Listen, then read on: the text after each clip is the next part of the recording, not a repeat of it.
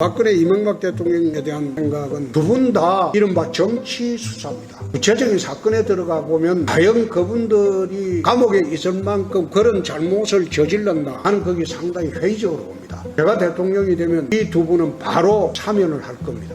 네, 후보님, 최근 정치권을 흔들고 있는 사건이 고발사주 의혹 이런 겁니다. 이대로 괜찮습니까? 마이크 괜찮습니까? 네. 예. 검사 앞서서 조금 말씀하셨는데 그것도 모래시계 검사 출신이시거든요.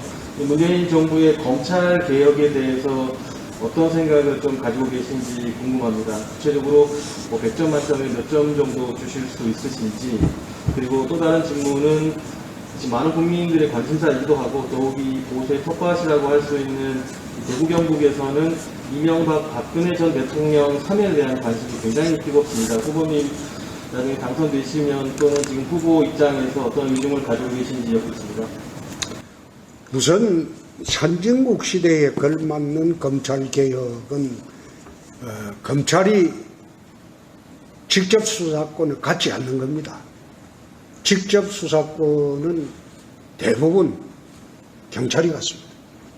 그래서 제가 이번에 대통령 선거 공약으로 국가수사본부를 미국식 FBI로 개편을 하고 경찰로부터 현재 경찰로부터 독립을 시킨 미국식 FBI 같은 독립수사체제로 만들어서 거기에 전담을 시키고, 검찰은 공소 유지를 위한 보안 수사 기능만 갖는 것으로 하는 것이 옳겠다.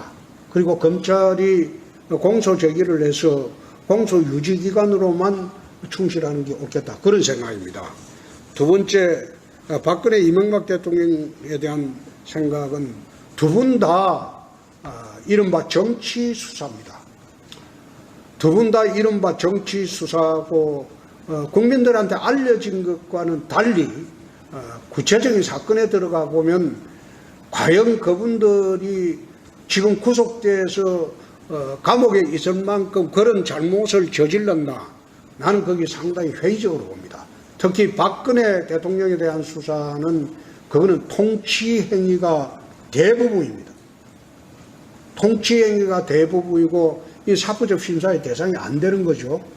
그런데 그거 무시하고 해버렸고, 그리고 이명박 대통령에 대한 수사는 그건 개인적인 보복입니다. 노무현 대통령을 극단적인 선택을 하게 했다. 그것에 대한 개인적인 보복에 불과하다.